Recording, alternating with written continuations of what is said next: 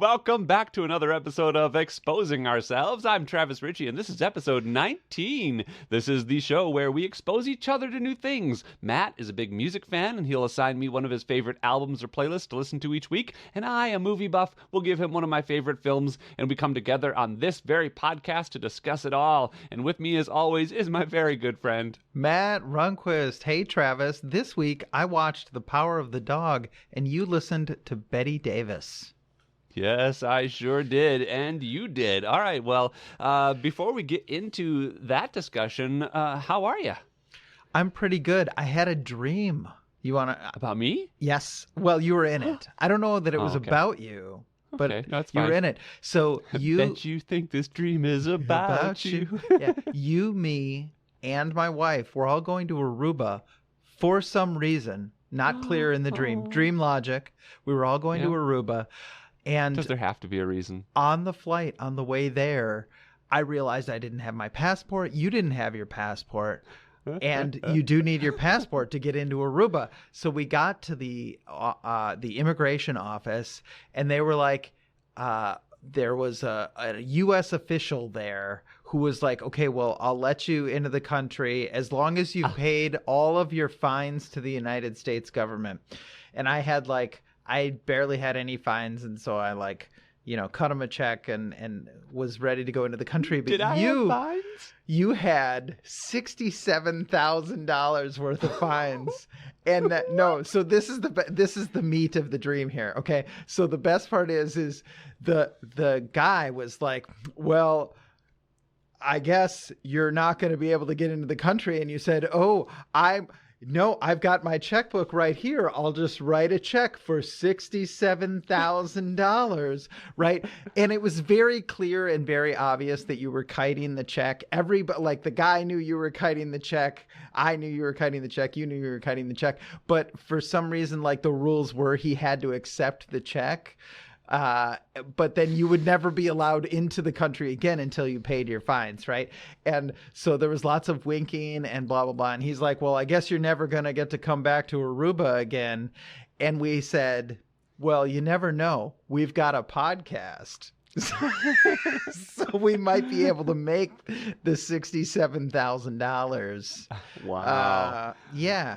Wow. That was... That's And then I woke up. So that's a great dream, and that's a lot of detail for there was a dream like that. it was far more detailed than most of my dreams are images and emotions and that sort of thing. So that was a very, very detailed dream, and I remembered it after I woke up, which is very Wow. unusual. But I'm so flattered to be in your dream. and that we're apparently going to make $67,000 off the podcast. Well, there we go. Here's hoping. I haven't dreamt about you since college, so You could have just left that out. It was kind of assumed. You didn't have to say it out loud. well, that's fantastic. Did I ever tell you about the passport story with me and my ex-boyfriend? No. So my ex got a job as a singer on a cruise ship. And he was away for 9 months, and in the middle of that, I went to visit him. And I flew to New Orleans, and I was flying home from New Orleans, and he was arranging everything, and I had never been on a cruise before. So I thought that we were just fine to go to New Orleans, and so I flew to New Orleans, and I did a couch surf for the evening before we were to meet up, and then I met him in the morning, and we were walking around New Orleans, enjoying things and talking and reuniting and just being boyfriends in love. And at one point he goes, he was talking about his mom and how she wasn't going to visit him on the cruise ship, and said, yeah, and she doesn't want to get a passport or anything. And I said, you need a passport? And he stops and he looks at me, sure that I was joking. And I was in the dark because I didn't know. Honestly, I didn't realize, because the ship was going from New Orleans back to New Orleans, and I had no reason to believe that we would ever need a passport for that. But we were getting off at one point in the Bahamas, which is not the United States. No, it's not the United States. Yeah. Yeah, and so he almost broke up with me in that moment. He was so angry at me, and but I I knew that I had a passport and I knew where it was, and so I called my old roommate back in L.A. You're kidding. to go to my apartment, break into my apartment because I told him how to do it at the time. And there was a way you can do it, and I made him go into my office, find my passport, scan it for me, and then luckily they accepted that as a version of my passport. Wow, that's Yeah. incredible.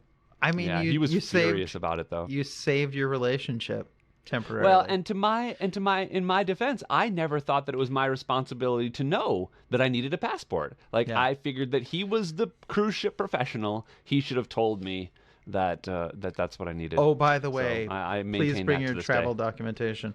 Yeah, that makes sense. Yeah. But wow, that's great. Anything else interesting happened this week? My wife got scheduled for a couple more tests next week, so hopefully we'll have some answers about which particular rare condition she has. Both of the ones that are possibilities right now require a surgery, and it's two actually totally different surgeries, even though the symptom constellation is very similar between them. Hopefully we'll find out, and she'll get the surgery, and we'll be on the path to recovery in a couple of months, maybe. I hope so. I hope so. Well, nothing negative here this week. I had that callback for the sketch program at UCB, which I thought went very well. I think Good. I did very well. The only thing is that there were, while I was in the waiting room, there were a couple of laughters from inside that you could hear, and I didn't get that kind of laughter Okay. from my audition. So I think that's a bad thing. But everything that I think I should have done, I did, and I thought it went smoothly, and I thought I had a great time. So that was pretty good. I also went to we were doing construction.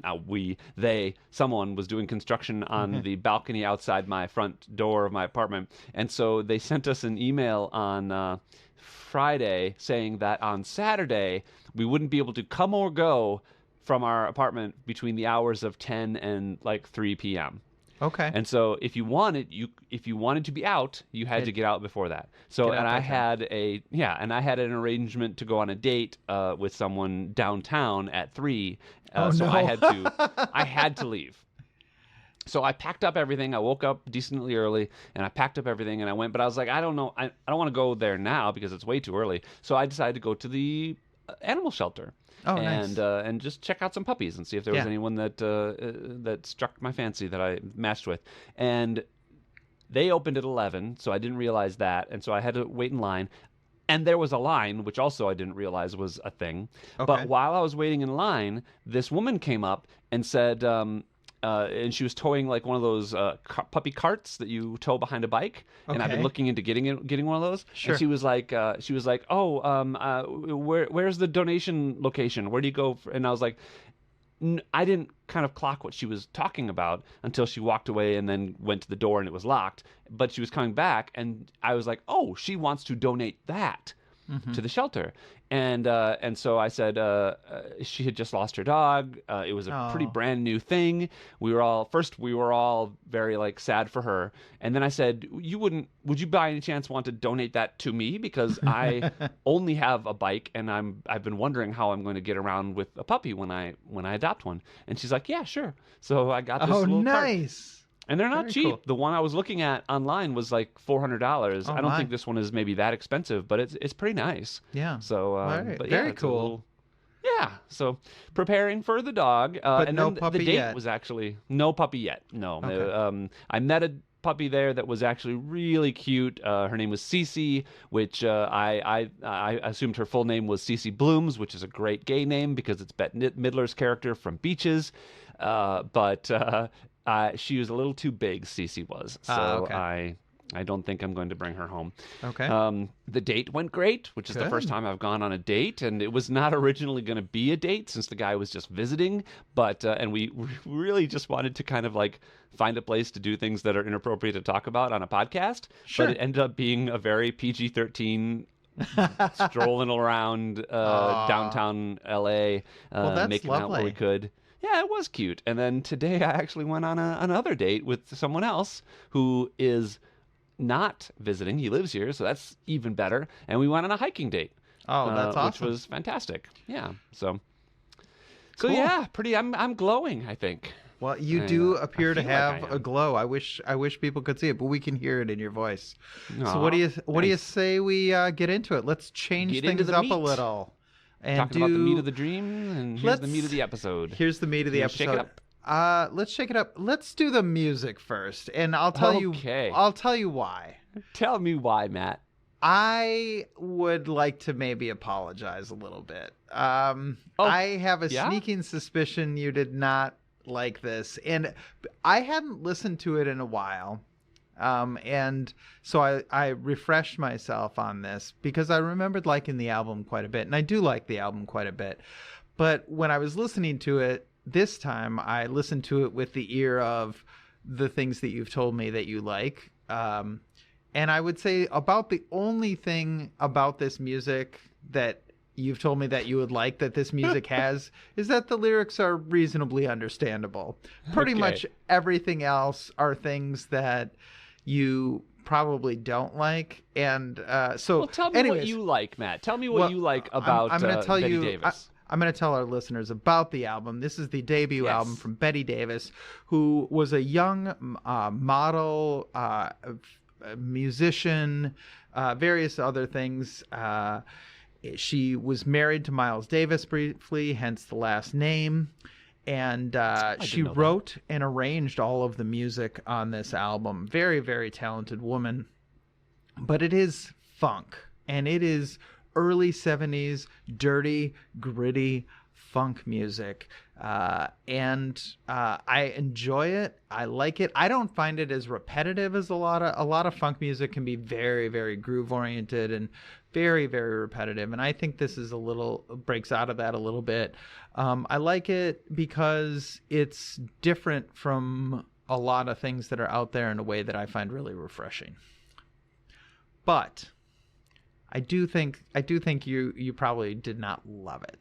Okay, well, I will tell you first what I did like about it. Okay. And I think that a couple of the things. First of all, it's clear that she has a great voice when she uses it. I did like. This is an album that came out before heavy electronic music. So as far as synthesizers and whatnot goes, so you get. Other than the electric guitar, which there is a lot of, you get real drums, real piano, real instruments, which are really nice to listen to when you get it. You're absolutely right. It's not terribly repetitive. There are each song kind of has a distinct vibe, although for people who like kind of a funk or a bluesy funk kind of sound, I think this is going to really appeal to people. There was also a song called "Game Is My Middle Name," which Yeah. not only as a title is amazing, but also I love the story kind of the song, and the lyrics are pretty cool. So yeah, that is about. I'm gonna say you're right. It was I wanted to like this more than I did. Unfortunately, it's kind of painful to listen to, like physically painful. And what I mean by that is, and this is maybe by way of leading to a recommendation for our listeners, is definitely check this out, but do not listen to it with headphones. Because, and I don't know if you usually do or if you have it on in the background or what, but I listen to all of our music with headphones, almost always.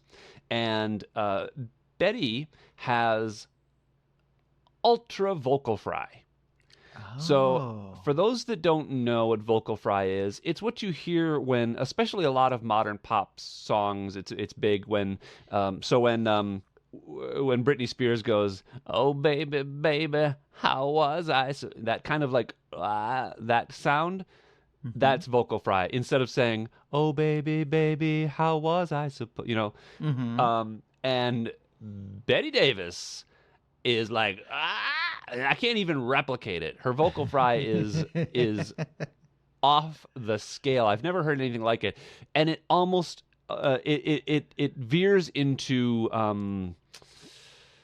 I don't even want to. I don't know if it sounds almost like yelling, or it reminded me a lot of Janis Joplin, the way she sings, like what she does with her voice. And I think there are a lot of influences from this time period. So you can hear a lot of Janis Joplin. You can hear a lot of Jimi Hendrix and the guitar work.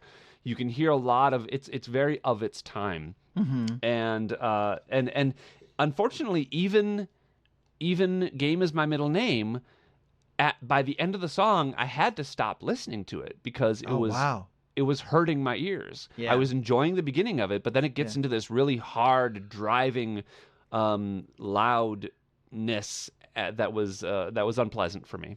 Yeah. So I did force myself to listen to it twice. Wow. I didn't want to. Yeah. Honestly, Yeah. but I wanted to give it its due Yeah. and just make sure that I wasn't just in a mood or something. Yeah, no. But I will say that the vocals is what I picked up on as what I thought you were going to have a problem with, because she's very guttural. It's very visceral, in your face vocals, a lot of vocal fry, but also just a lot of like grunting and moaning and just like things that are just vocalizations that are not really singing, right? Right. Yeah. And I suspected that was not going to be your favorite. And I'll be honest, it's not my favorite thing on the album either. Like, I really like sort of the upbeat tempos and the instrumentation, and her lyrics are really fantastic when she's singing them, you know. But yeah, it's a big hill to climb, and I don't listen to it on headphones. I have, you know, decent sound producing devices in my house, and I generally use those rather than. And when headphones. I got home from my latest bike ride, I did listen to it a little bit just on speakerphone, and it was less troublesome to the point where it was almost enjoyable for me. So I can see how, like, if I had gotten used to it that way, then I might be. And it was only like half a song that I listened to it that way, but I can see how that would be more pleasant for sure. And so I want to give it its due and recognize the talent of this artist for sure. And but it's just not something that I enjoyed listening to. Yeah, I think there's actually a pretty broader based point here that, you know, headphones are all very well and good, but like modern earbuds especially are more about convenience than they are about like sound replication, and that's not a bad thing, right? It's amazing that you can go on a hike and have whatever you want to listen to in your ears, right? But when you're trying to listen to something for the enjoyment of the thing rather than having it in the background, it really does suffer. You know, I obviously I've spent a lot of time in the music production weeds lately, and there's a lot that goes on that people are really paying attention to that just totally gets lost when you're listening to a highly compressed or downscaled, you know, recording that's then put through, you know, drivers that are millimeters in size, right? Yeah. Like well, and you know, it's you until you just said that, it didn't even occur to me. Headphones, like consumer headphones, probably didn't really exist much back then in the 70s and 60s. So people would listen to. So I've got what are called cans. And that surround your ear. Over the ear, surround the ear, and generally provide pretty good fidelity. You know, but that's all there was. There certainly wasn't anything that went into the ear canal or. But I don't imagine that it was common. Like I don't think they were common. It was common for people to wear headphones until the Walkman, right? No, people would wear them in their house. Especially, it was just a way to be able to listen to music without, you know, blowing up the speakers or whatever. You know, like obviously your housemates or whatever would complain about, you know, the sound, and it was a way to listen to music in private, or, you know, comedy albums that had blue words on them, or you know, that sort of thing.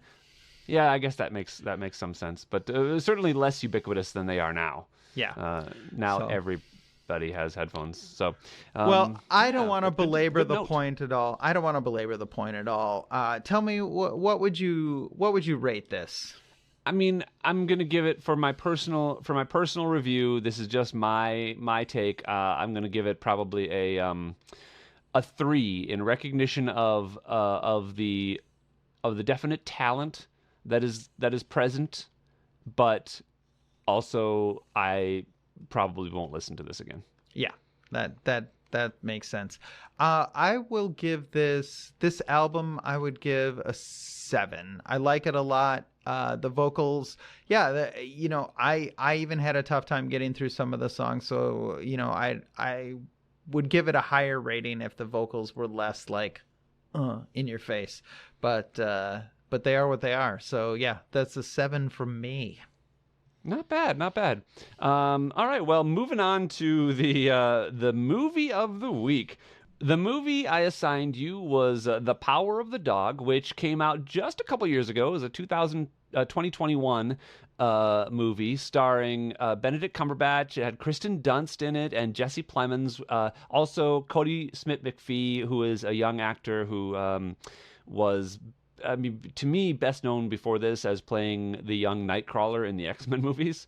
But it was a directed by Jane Campion, which is an interesting thing. She has become quite a name in the especially as a notable female director. But it was based on a book by Thomas Savage called The Power of the Dog, and it's set in 1920s, I think, Montana. It's a farm.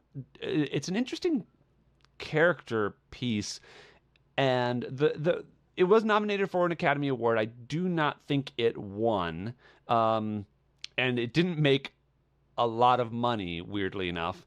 But especially given the cast and how much attention it was getting, but it was I like it because it's beautifully shot. It's a movie that generally has to be very careful about being too self-indulgent and too long. But one of the things I appreciated, even as I was watching it, was that it moved along pretty swiftly. I never felt that it was lingering too much on a shot or on a scene without having it mean something. And the other thing I liked about it is that, and we are going to have some spoilers plot wise. So if you haven't seen it yet and want to, this is your warning.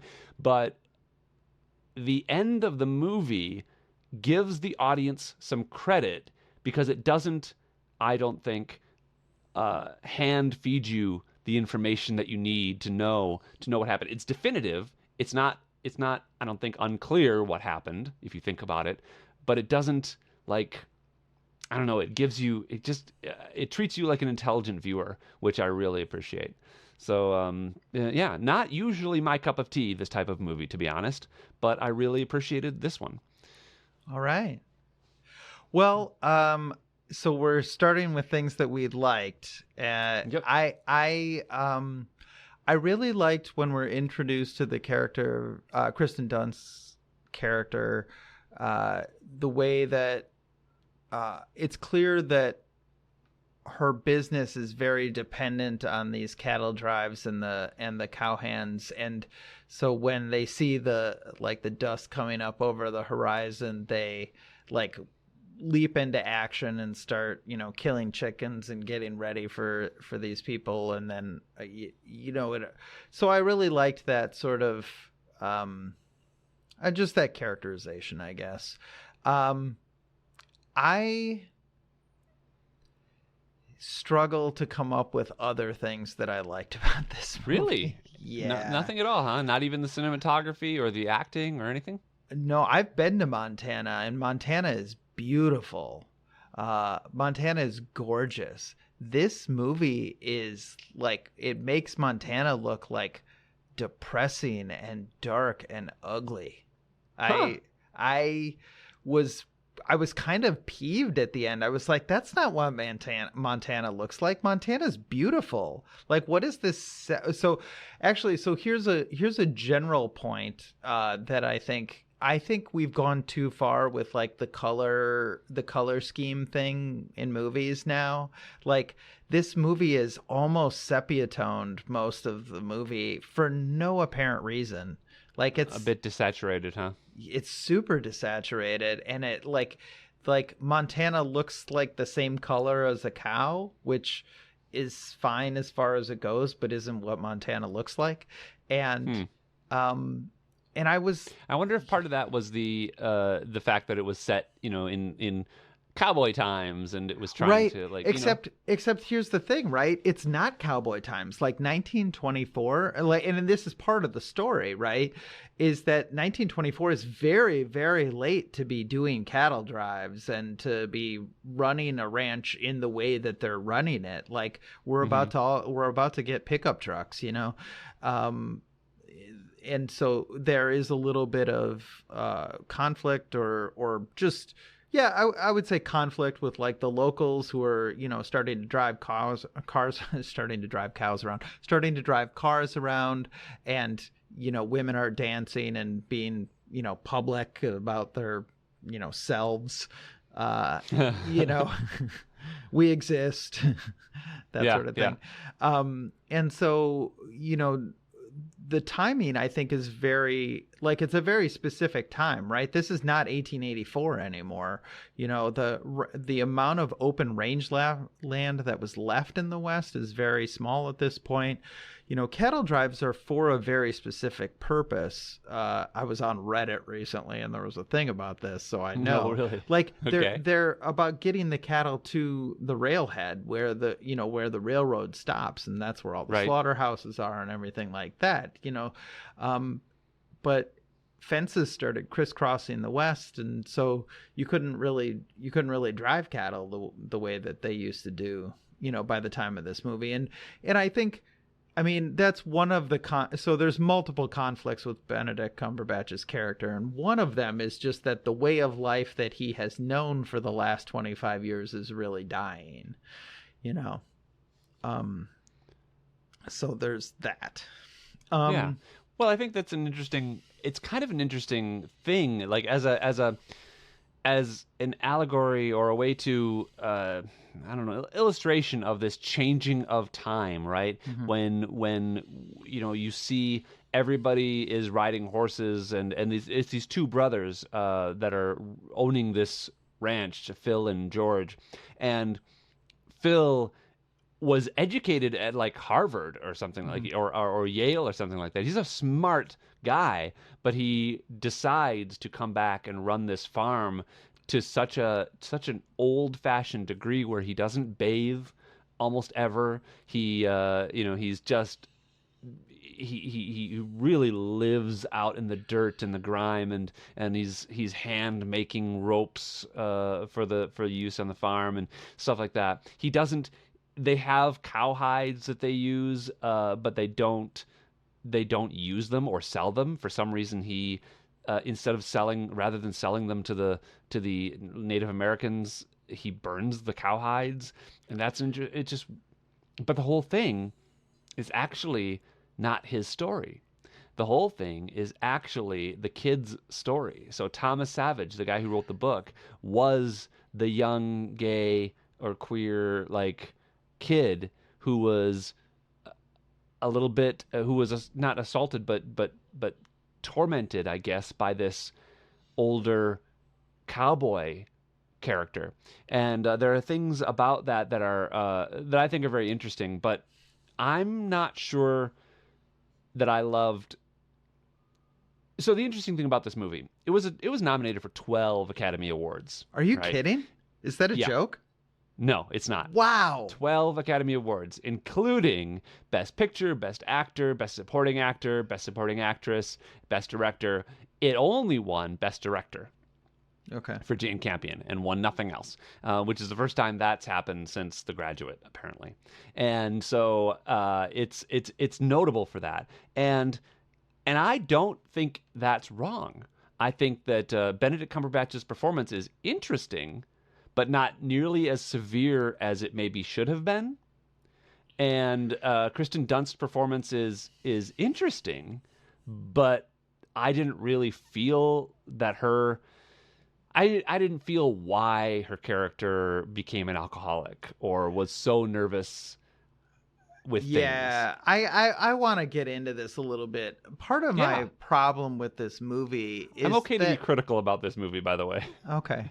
Part of my problem with this movie is that I could never get a handle on what the story was until it was over, right? Yeah. And yeah. that's like part of the way that part of watching a film is expectations, right? It's like, oh, Part I'm of it. watching I'm watching a superhero movie, so it's going to have this shape, or I'm watching a mystery, so it's going to have this shape. And like there are no clues in the movie at all about what kind of movie it is. Like you don't even know who you're supposed to be paying attention to for significant chunks of the movie.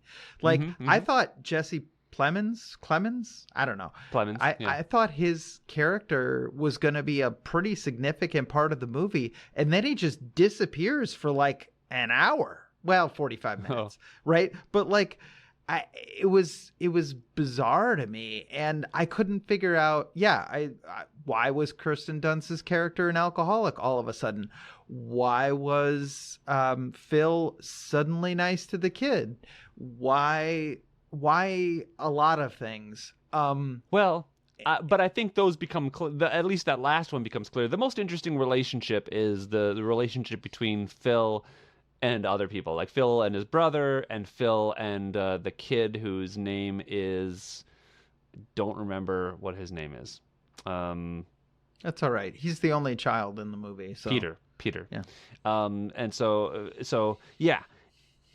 But what I'll agree with you that most of the time I don't like what you're talking about, that kind of experience of not knowing what's going on. But I think in this case, once the movie ended and it all became clear, it was almost like a flower opening up for me, and kind of waiting to see what was inside. And then once you saw it once you got finished with the opening, then it was clear what it was. And in retrospect, everything kind of like it gave meaning to everything you've seen. But also, I didn't find it so annoying as to hurt the viewing experience, which is it sounds like that's what you're dealing with.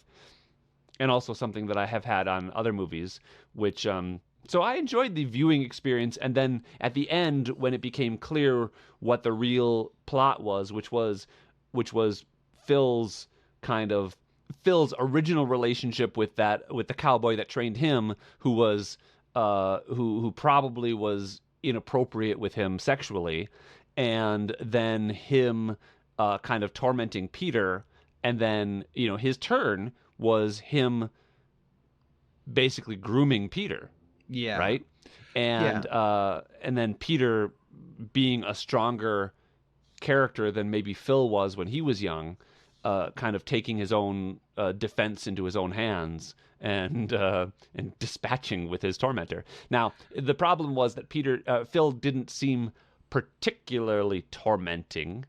Like, it seemed early on that his teasing and his meanness was fairly appropriate for the time, or at least not appropriate, but normal for the time. Well, and it was certainly going in all directions too. It's not like Phil was singling Peter out as the one person he was being a dick to. He was a dick to everybody all the time. Yeah.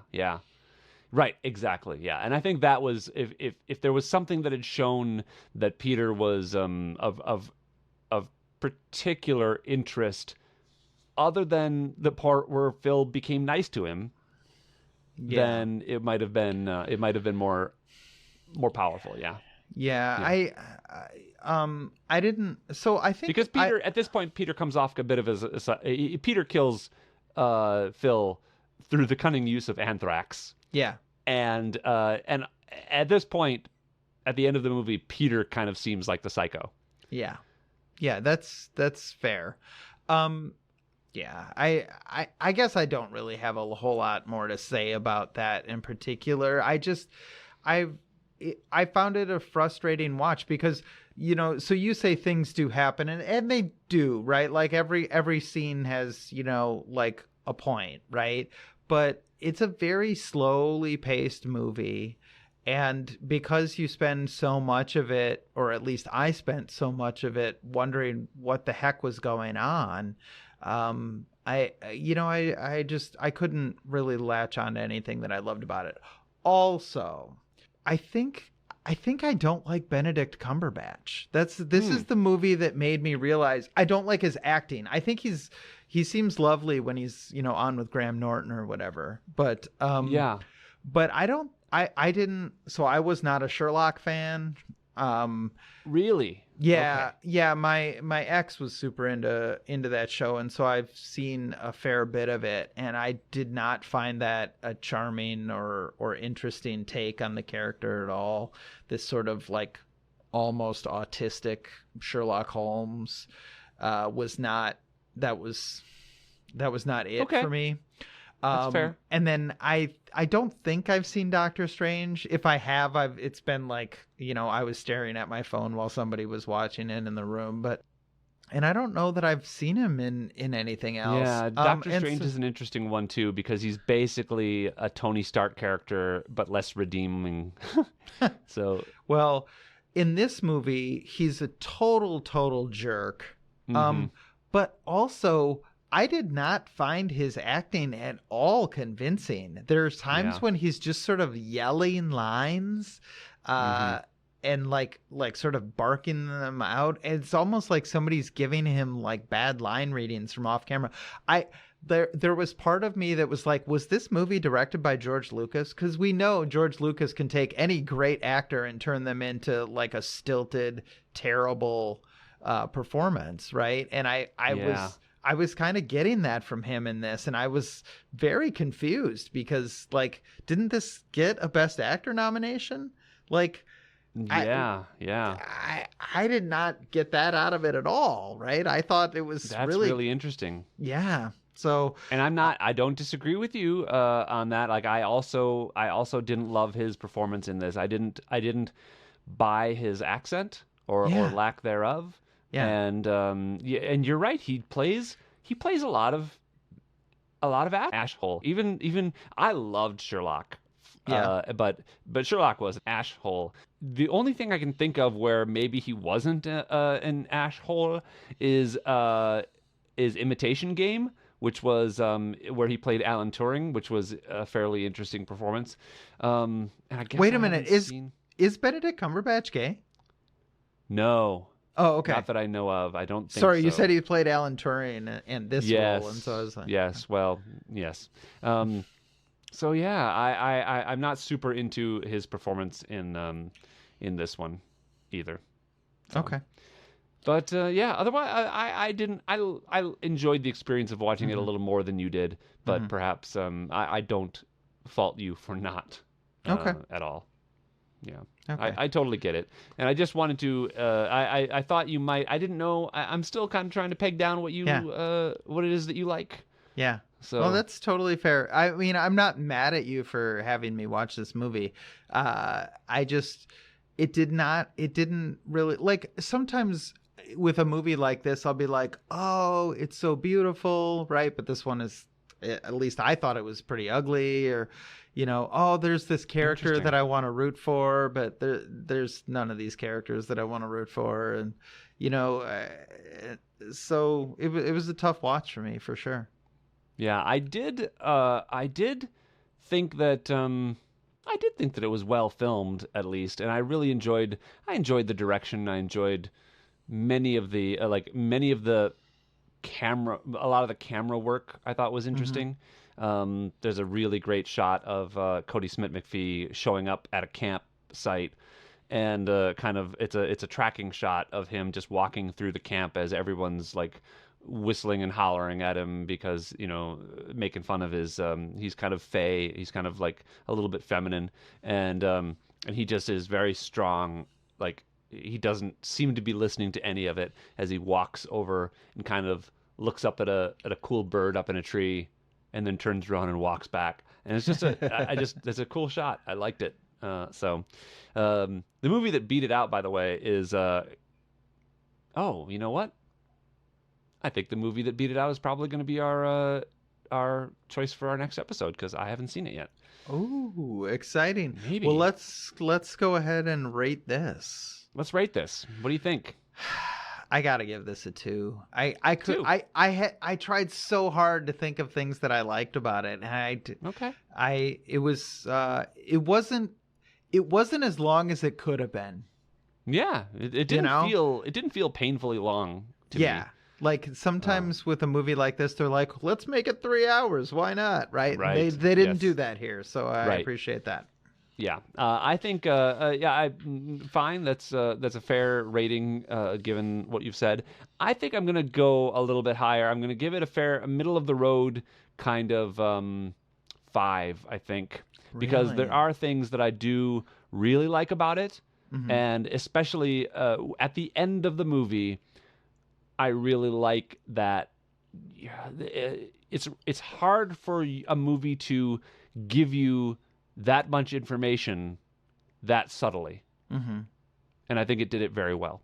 And so you had to pay attention in order to understand the ending, I think, and get a lot of there's subtext and there's between the lines, but there's not a lot of, I don't know. It doesn't make assumptions, right? It doesn't say, did he do it? We don't know. You decide. There was none of Yeah. that, which I hate. Yeah, me Generally. too. Right. That was why I hated the. Oh God, what was that? Was that Inception that did that? Oh Or- yeah, Inception. Yeah. Yeah. Yes. I was Yeah. like, no, don't do that. right. So for that reason, I think this was pretty good. This will be my second time through watching it. I don't think I'll probably watch it again That's fair. either. So I think a 5 is a pretty good, pretty fair rating from me. All right.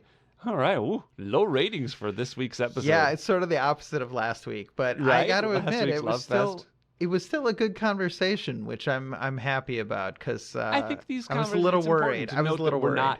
We're not We do have range.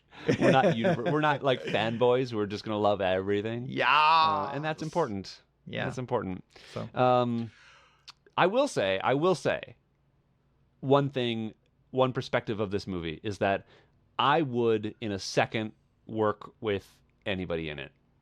I would Yeah. love to work with Jane Campion. I'd love to work with Benedict Cumberbatch. I'd love to work with Cody Smith-McPhee or Jesse you- Plemons or and have God. you Oh wait, watched? real quick. Oh, go ahead. There was an appearance by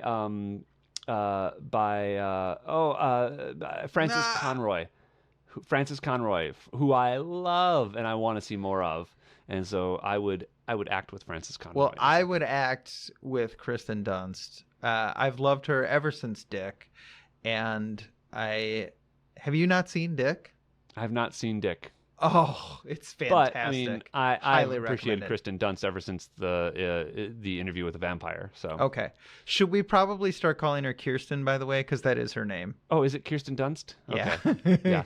I will say I did not like Kirsten Dunst in Spider-Man in Oh. that trilogy at all. Okay. I thought she was miscast as Mary Jane, but that's beside the point. Too pretty? Too good an actress? Too funny? No. I won't say why because Okay. I don't want to make enemies in Hollywood.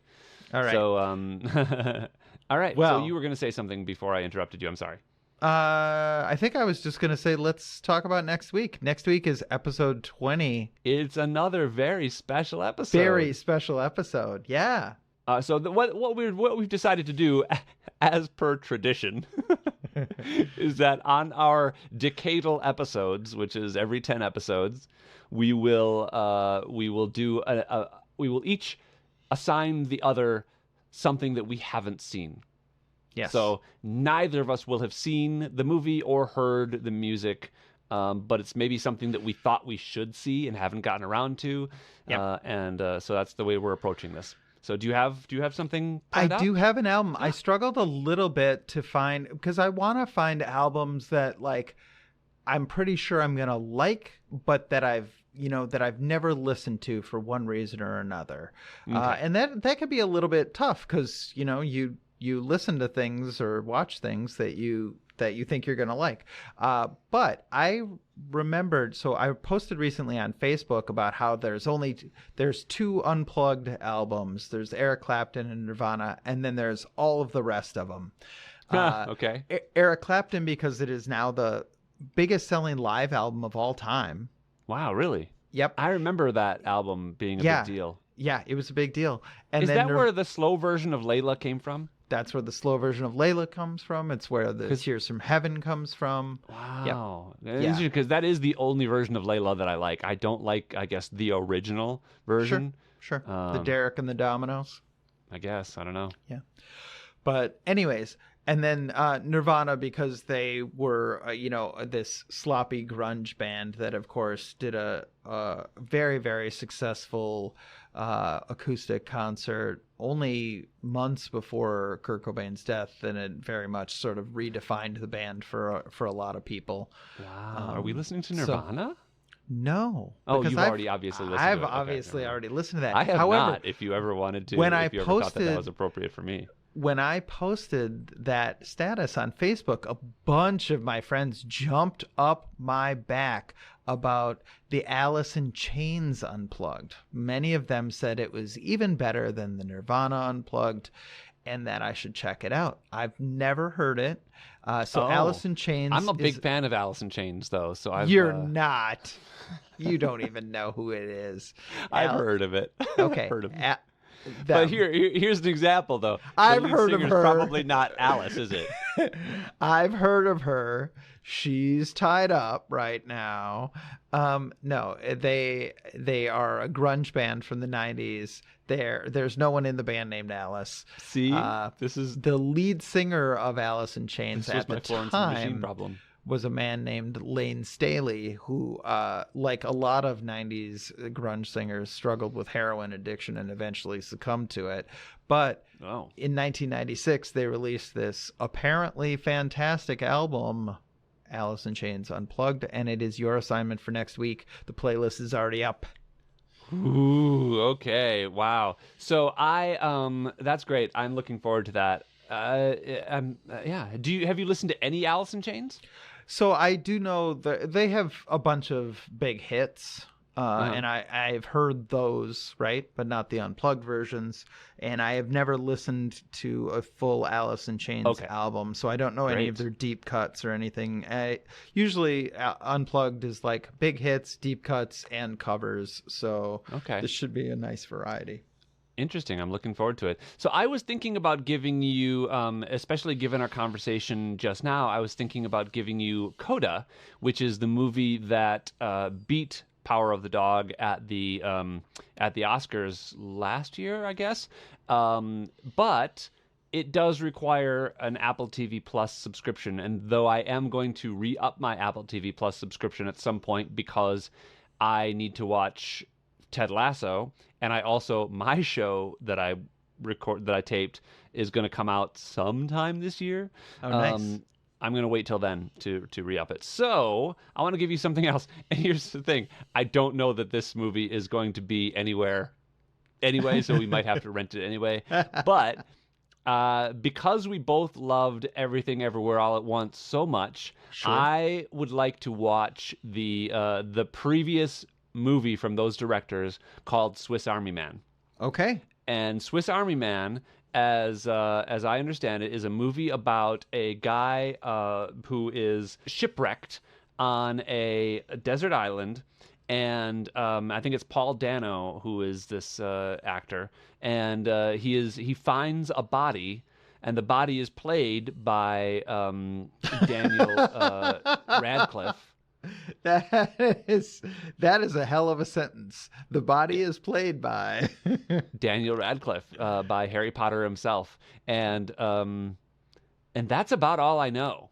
That's all I need to know. I absolutely love what Daniel Radcliffe has been doing with his career. I'm a big fan of Miracle Workers. If you've not seen that show, I haven't, but a friend of mine was in it, so I do want to watch it. And it's super good. Each season is different. They like reboot it with the same characters. Yeah, they reboot it with the same. It's like an anthology series. Sort of. It's like it's like an anthology series if each season was But an each episode. season is each Yeah. season kind of Yeah. reboots and uses the same actors as different characters and stuff like that. So Yeah. Yeah. No, it's I'm really interested in seeing enjoyable. that. But anyway, so I love Daniel Radcliffe. I think he's fantastic. I obviously loved Everything Everywhere All at Once. I think that's fantastic. So I'm looking forward to this. yeah, me too. This is one of Daniel Radcliffe's first handful of movies that he did after Harry Potter, and he did a couple. He did something called What If, but the horror film he did called The Woman in Black, which I really liked as a horror film. And it was legit scary. He did Victor Frankenstein, which I didn't love all that much. But then this was pretty much came on top of that. So I wanted to. I think it'll be interesting to see what he was up to, being weird Yeah. with the Daniels, Yeah. future Oscar winners, the Daniels. I'm a big fan of people who use their financial independence to just do whatever the heck they want, and that appears to Yeah, be and Danielle cool art. Radcliffe's MO. Yeah. Right. Yeah. Me too. So I'm looking forward to it. All right. So I'm gonna give we got you a weekend in for us. We got a weekend in store for us. So I am gonna let the listeners and you know. So after the taping for episode 20, we're gonna be off for 3 weeks. Oh goodness. Yeah. I didn't know it was 3 weeks. Yeah, well, I told you that, but you might not have I read didn't the have a message calendar. closely. You didn't say Yeah. it was off for 3 weeks. You just said I have off this time and this time. Yeah. And how was I supposed to put all that together into 3 consecutive weeks of? Yeah. So, but I did maybe want to give you your assignment for then in a very tentative way, because I don't want to force you to listen to this all at once. I'm going to give you Panko Stankhole for episode 21. Oh, Outhouse. So okay. now that it's available on the streaming services, Okay. I'm going to give you that. But make sure you listen to Alice in Chains Unplugged this week. First. Yeah, but I'm just giving you a heads up that that's going to be happening over hiatus. Well, that's a good heads up for our viewers too. That if you want to listen to Panko Stankhole, which is Matt's album, it's Matt's band, and it's his first album of the year. You can do that. Now, is it available on YouTube Music? It's available on YouTube Music, Spotify, brilliant. Apple Music, Pandora, a bunch of things that aren't even available in the United States, all over the world. Yep. Nice. That's so exciting. So, all right. and I guess my brother informed me that Stanko is not Stanko, it is Stank hole, HOLE, Stank hole, Panko Stank hole. Yeah. Oh, I knew that. I've seen it. No. I've seen it written. So. Right, but this is a podcast, and our listeners haven't seen it written. So for our listeners, yes. Oh, that's a good. Yeah. Okay, great. That's good. So, listeners, this one's to you. If you would like to tell us how your opinions lay on the movies and music we talked about today, let us know. Find us on Facebook at Exposing Ourselves, or email us at exposingourselvespodcast@gmail.com, and let us know. Did you like The Power of the Dog better than we did? Did you listen to Betty Davis and really like it? Or did you agree with me and Matt in our more critical view? Let us know. So, Awesome. Hey, Matt, Yeah? thank you for exposing yourself to me. Thank you for exposing yourself to me, Travis. Have a lovely week. You too. All right. Talk to you next time. Bye. Bye-bye.